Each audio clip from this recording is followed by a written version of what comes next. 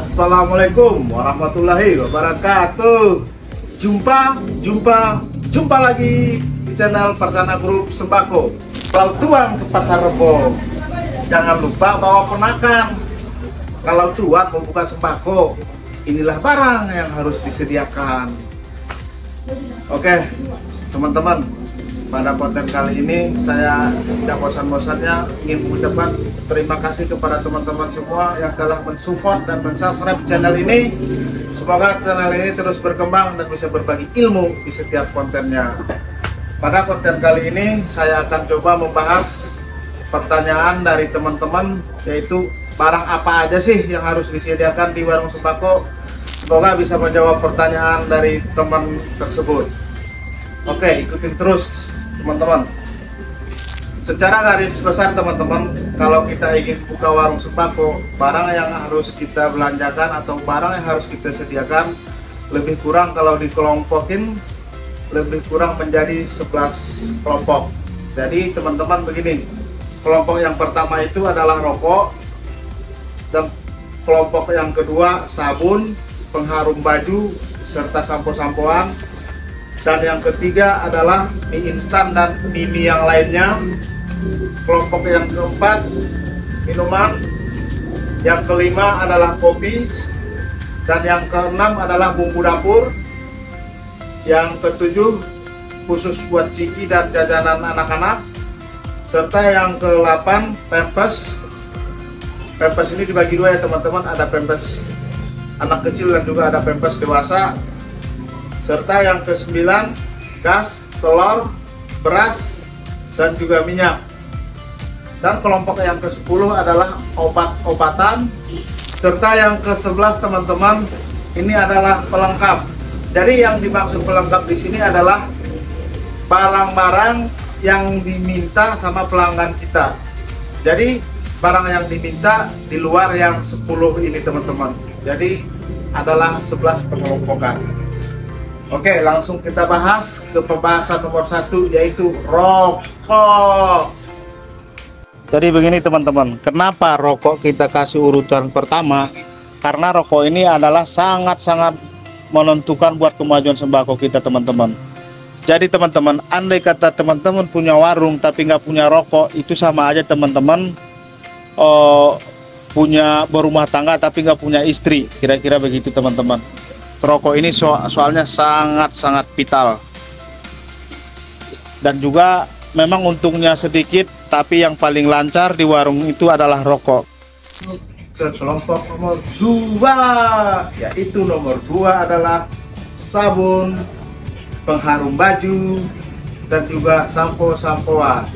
Jadi teman-teman, sabun ini emang harus kudu wajib kita adain di warung kita, karena sabun ini adalah kebutuhan pokok buat kita mandi, buat nyuci piring, buat nyuci baju, buat ngeharumin baju. Jadi ini tidak boleh tidak boleh ketinggalan teman-teman. Kalau sabun ini juga teman-teman bermacam-macam merek ya. Jadi diusahakan aja apa yang diminta pelanggan, sabun ini harus diadakan. Buat sabun cuci piring aja mungkin ada 5 merek. Buat sabun cuci baju ada berapa merek. Yang penting teman-teman harus diadakan sabun ini. Kita masuk ke kelompok nomor 3, yaitu mie instan dan mie yang lainnya. Khusus buat di daerah kota Jakarta ini teman-teman, Indomie ini adalah kebutuhan nomor 2 kali setelah beras dan juga minyak. Karena pelarian yang pertama ini rata-rata penduduk di Jakarta ini atau pelanggan warung di Jakarta ini larinya ke Indomie teman-teman. Jadi Indomie ini harus kita adakan selengkap mungkin biar pelanggan kita nggak pada kecewa.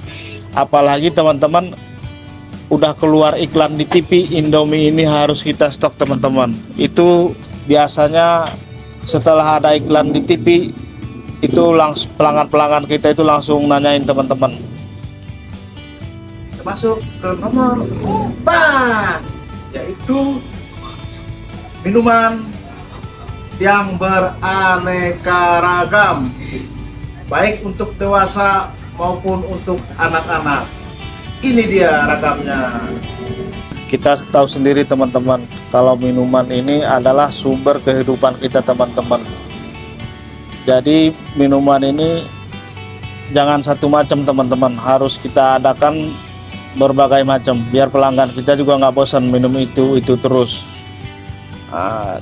Dan juga buat anak-anak kita harus sediakan susu khusus buat anak-anak teman-teman. Jadi pokoknya apa yang ditanya pelanggan harus kita adain teman-teman. Masuk ke pembahasan nomor 5. Nomor 5 ini adalah kopi-kopian, minuman yang dingin, serta juga teh, minuman beraneka macam minuman lah, intinya yang diseduh teman-teman. Kopi-kopian ini teman-teman harus diadakan juga di warung kita teman-teman. Jadi ibarat hidup tanpa kopi ini teman-teman bagaikan bunga tanpa kumbang teman-teman. Jadi emang harus kudu wajib diadakan di warung kita. Dan juga ragamnya kan banyak nih teman-teman kopi di sini. Apa yang laris itu harus kita stok teman-teman. Selain kopi-kopian kan juga ada buat minuman yang segar, biar segar kayak kehidupan kita teman-teman. Jadi harus diadakan juga minum-minuman yang segar ini. Kita masuk ke pembahasan kelompok nomor 6, yaitu kebutuhan emak-emak garis keras untuk di dapur, yaitu adalah bumbu dapur. Bumbu dapur ini teman-teman beda ya sama bumbu rumah tangga. Kalau bumbu dapur ini teman-teman kita adain bumbu, dia masakan semakin enak teman-teman. Cuman kalau pertengkaran di bumbu rumah tangga itu harus kita hindarkan teman-teman, karena itu bisa jadi masalah. Itulah bedanya bumbu dapur teman-teman dengan bumbu rumah tangga. Kalau bumbu dapur dia bikin sedap, kalau bumbu rumah tangga bikin enak. Kita masuk ke pembahasan nomor 7, yaitu ini buat jajan anak-anak. Jangan sampai ketinggalan ya teman-teman yang sayang anak. Inilah jenis-jenis jajanannya. Buat jajanan anak-anak ini teman-teman kita juga harus punya strategi. Jadi jajanan anak-anak ini harus kita taruh di depan. Karena kenapa kita taruh di depan, anak-anak ini dia belum punya tujuan ke warung buat beli apa. Setelah dia lihat apa yang ada di warung, baru dia punya pikiran buat beli apa. Jadi ini juga wajib teman-teman, biar warung kita rame. Kalau anak-anak rame juga ntar mamanya juga ikut belanja di warung kita teman-teman. Kita masuk ke kelompok nomor 8, yaitu pempes. Pempes ini dibagi menjadi 2. Ada pempes buat bocah atau anak-anak, dan juga ada pempes buat ibu-ibu. Jangan salah pakai ataupun ketukar. Pempes ini teman-teman terbagi menjadi 2 ya, ada pempes anak-anak dan juga ada pempes untuk dewasa. Jadi harus kita sediakan teman-teman pempes ini. Kita masuk ke kelompok nomor 9, yaitu adalah gas, telur, beras, dan minyak. Ini teman-teman jangan sampai kelupaan belanjanya. Kalau enggak, ini ibu-ibu pada yang marah nih, soalnya ini yang dicari sama ibu-ibu teman-teman. Ini harus kita sediakan teman-teman, minyak, beras, tepung, telur, karena ini juga emang kebutuhan yang pokok banget ya. Jadi sinilah unsur sembakonya yang paling kental teman-teman. Kita jualan sembako jangan sampai kelupaan teman-teman. Apa yang dinamakan sembako itu harus kita sediakan. Kita masuk ke kelompok nomor 10. Nomor 10 ini adalah obat-obatan. Ini juga sangat-sangat perlu teman-teman, karena mana tahu pelanggan kita ada yang sakit. Untuk bantuan pertamanya adalah obat-obatan di warung kita. Obat-obatan ini juga harus kita sediakan teman-teman, karena apabila ada yang sakit, kita menjadi tumpuan pertamanya teman-teman, apalagi sakit di tengah malam. Jadi harus kudu wajib disediakan teman-teman. Masuk pembahasan nomor terakhir, yaitu nomor 11. yaitu perlengkapan ataupun pelengkap. Nah, ini biasanya teman-teman di setiap daerah itu beda-beda kebutuhan masyarakatnya. Kita tidak bisa menyamakan di daerah A kebutuhannya ini, di daerah B kebutuhannya ini. Makanya saya tidak bisa pastikan apa jenis barang pelengkap ini. Intinya apa yang diminta pelanggan kita itu yang harus kita belanjain, teman-teman.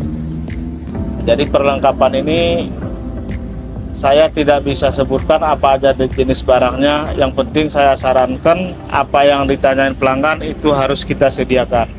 Itulah konten pada kali ini, teman-teman. Semoga konten kali ini bermanfaat buat kita semua. Dan juga saya ingin meminta saran ataupun masukan kepada teman-teman yang nonton video ini. Apa sih kekurangan dari saya? Tolong di chat ya, di kolom komentar. Dan juga apa sih yang harus kita bahas lagi, di chat aja teman-teman di kolom komentarnya. Kalau kita beli kain, jangan lupa di hari Rabu. Kalau barang yang 11 tadi udah diadain, insya Allah usahanya bakal maju. Indonesia negeri hukum, makanya harus patuh. Wassalamualaikum warahmatullahi wabarakatuh.